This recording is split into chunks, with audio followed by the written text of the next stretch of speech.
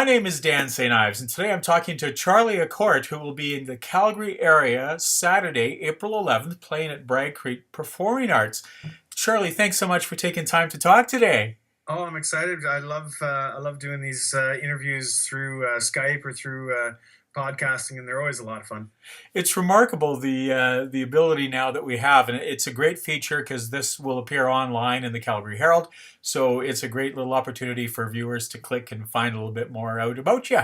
Yeah, So I did a bit of research, and the first thing I did ahead of talking to you here was watching "Hello Love" on YouTube. right. Holy crow! Amazing song. Well, thank you. Yeah, and that's an older tune for me too. That was off of my very first record, off the Color Me Gone album in 2002. And it's sometimes you hear songwriters talk about those opportunities where songs, they either take forever to write or they take minutes to write, and that song was both. It had started. I had started writing it. And it was one of those tunes I had sort of started but couldn't make any headway on, so I kind of kept it in the back pocket.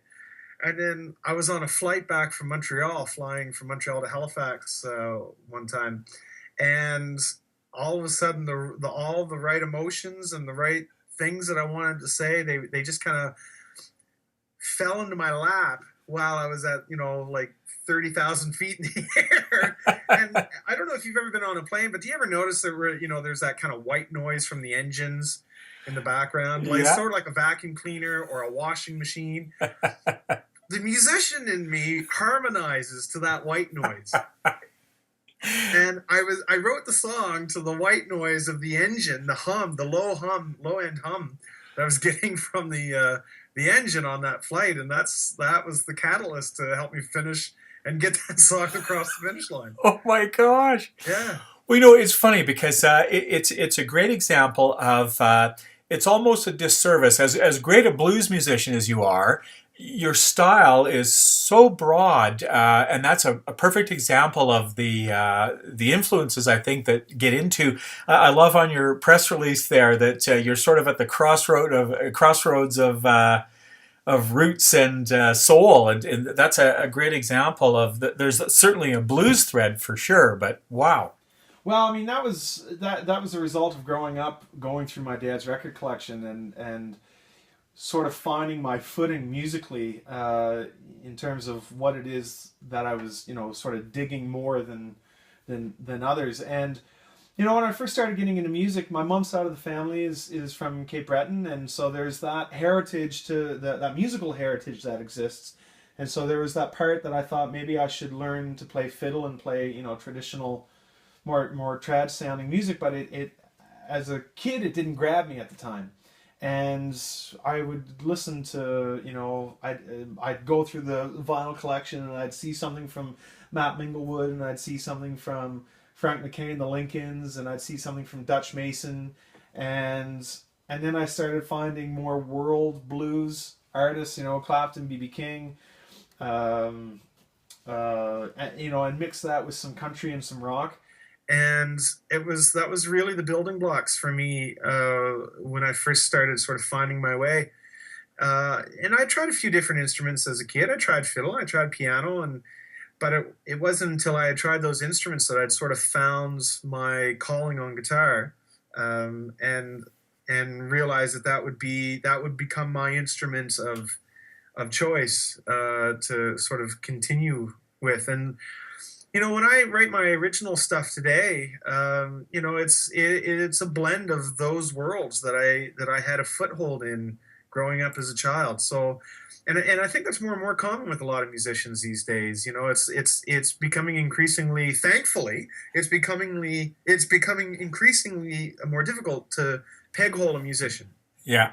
And I think it's because we're sort of technology the way it is, and the constraints of what we consider to be mainstream radio, what they are. More and more indie musicians are finding like, yeah, but I don't want to be constantly flexing this one muscle. Yeah. I want to be expressing myself through these different avenues and different genres of music, the way that those different genres of music influenced me to begin with.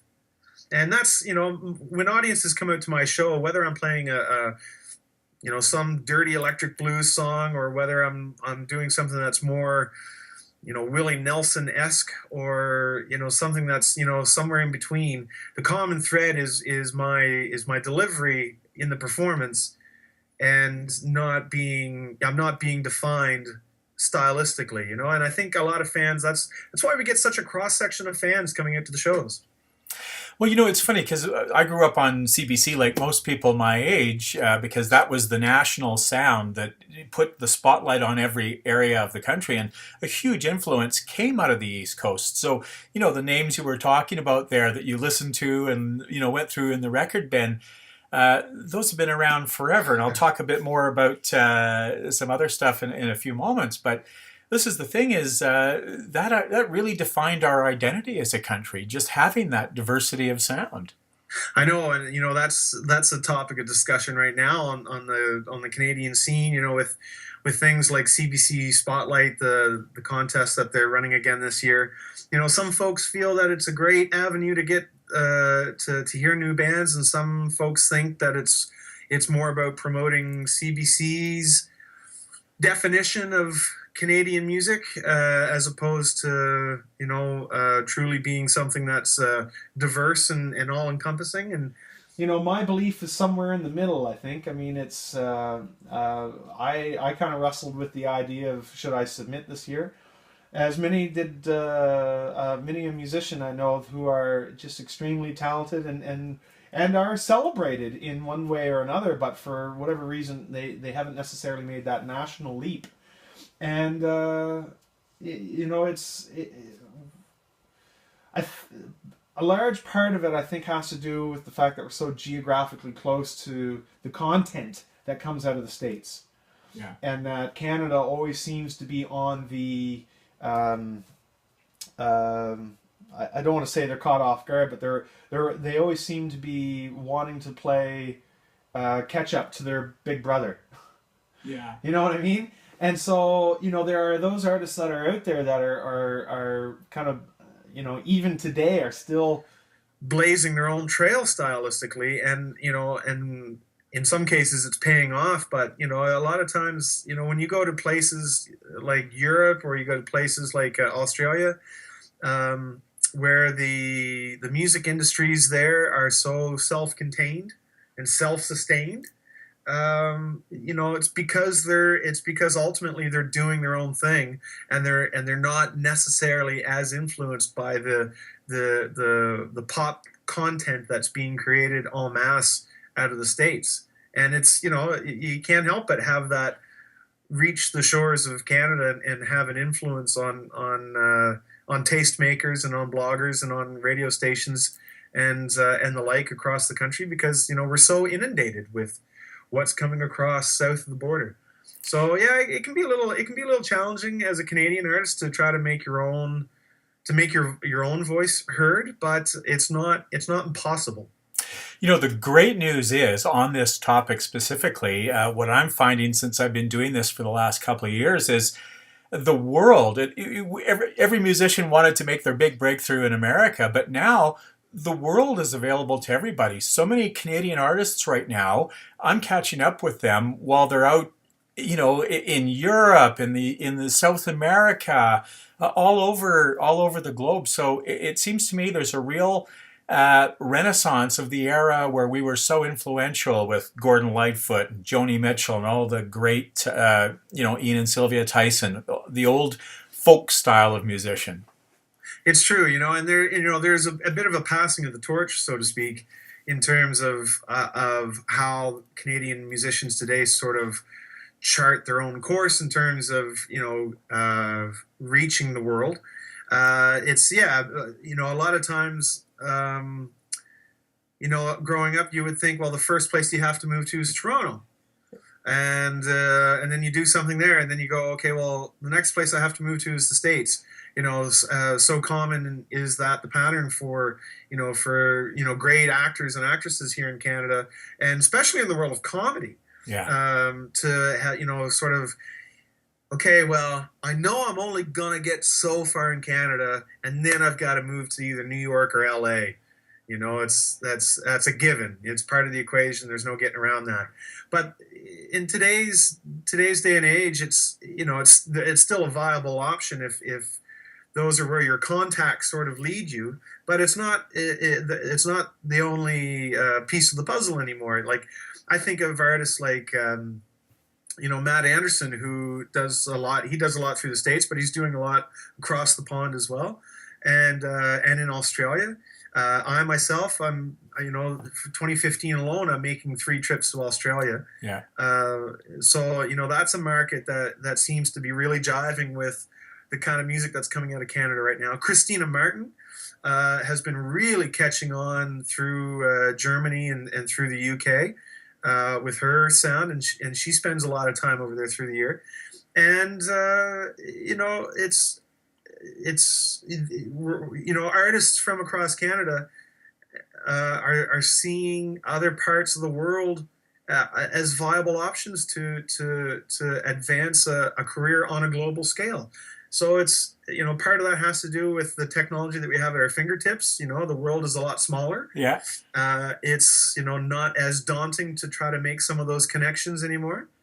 And that's not to say that it's all rainbows and unicorns in the music industry by any stretch of the imagination. But it's no longer do we have to think, well, the only way we're going to make it is if we go to the States. Well, it's funny, and I didn't mean to do a disservice because, yes, it's right in your press release. I can see that you call Australia a second home, and you're very active in your touring around the globe. So, but let's talk about your new album. Part of what you're doing here, what's bringing you through to Bragg Creek is your tour is in support of your new album, Come On Over, which I've had a chance to listen to ahead of our conversation. And you're already making waves here at home with that. It's sitting at number 6 right now, or the last time I checked, on the nationally syndicated weekly East Coast Countdown. Yeah, I'm very excited for that.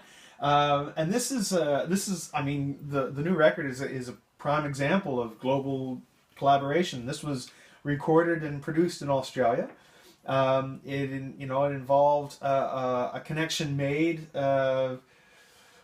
Sort of via the export development program with the East Coast Music Association, and they work really hard. Shelley Nordstrom, who's like the brains behind that program, has she's done a lot for East Coast to advance East Coast music getting out to the world, and we're really fortunate to have had the opportunity to create some of these partnerships, and that for me was one of the real catalysts of this new record. I had gone to Australia a couple of times and had been on tour with this artist named Diesel, who his real name is Mark Lazat.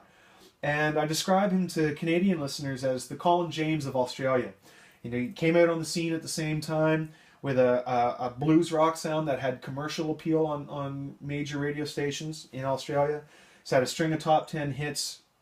Stylistically, his career has moved in a very similar trajectory as Colin James, and I cite Colin James as one of my key, my cornerstone influences growing up. I don't think there's a Colin James recording that I don't have. And so when I got the opportunity to work with Mark in this capacity, to do some songwriting and then also for him to produce the record, it was a very easy decision. It was a very natural decision to make because of having had the experience of being in the market for the last couple of years. And so I'm really thrilled with what we've come out with. And it seems to be catching on. We did a crowdfunding campaign for the record, and a lot of the people who contributed and pledged to the campaign have already had a sneak peek to the new record in its entirety. And, the feedback that we're getting there is that they're super excited for it to hit the street. And East Coast Countdown has picked it up, as have many of the radio stations through Atlantic Canada. So this tour to Alberta is sort of like the culmination of a few different fronts of having showcased at Alberta Touring Arts Alliance a couple of years ago that enabled us to get into the market. I hadn't been in Alberta for a few years. So to have come back to Alberta for we did 3 tours since October. Wow. And so to come back again, is to me is really heartwarming that people are really digging, and the presenters are really digging what we're doing and what we're presenting. So I'm excited to bring some of that new stuff to out west. Well, it's no surprise that title track is climbing the charts, because that's one that really jumped out at me. Uh, and I'm Sorry with Mahalia Barnes. Yeah. Just another great standout. I think possibly my favorite is I Get Joy, which do you get a choice of which ones get played on the radio, or is that more the stations picking that out? Well, it's a little bit of both. I mean, we kind of have to.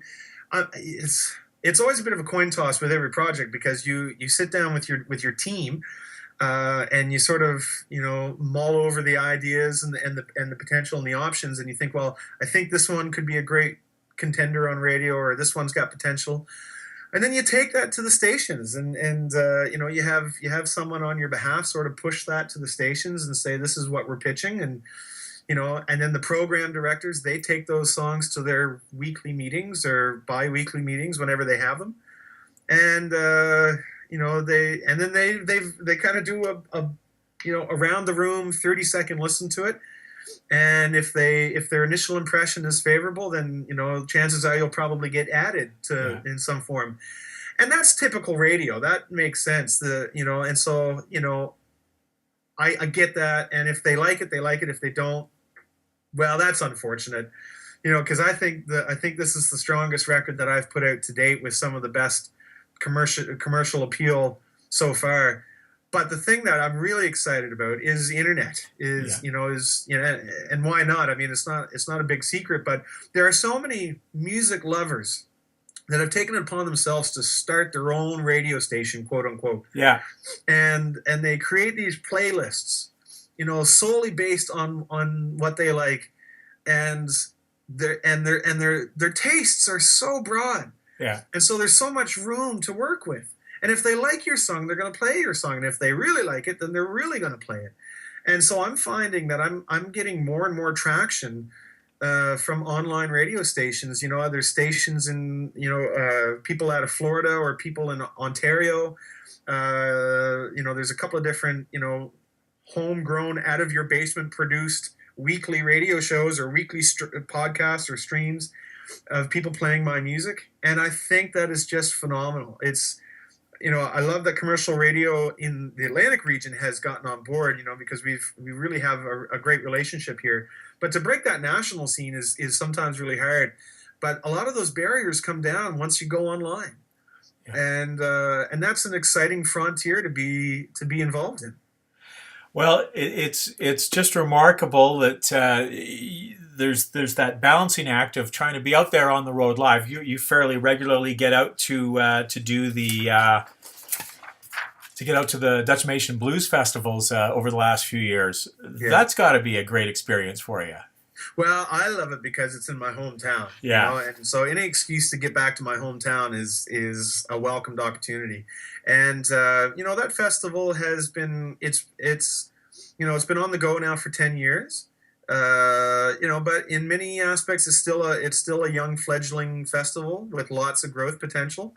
And so, they've got the opportunity to bring in some big name acts, and they have the opportunity to support, caliber local musicianship, because a lot of times when you say the word local musicians, it comes across with this negative connotation, and I really turn my nose up at that, because that just simply means that you've got world caliber artists in your community that you can draw upon.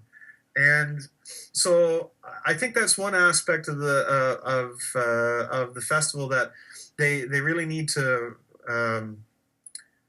That's a resource that they need to mine, and I would say that to pretty much any festival in Canada. I'm lucky that I get to play a handful of festivals across the country a year, and and some you can see have their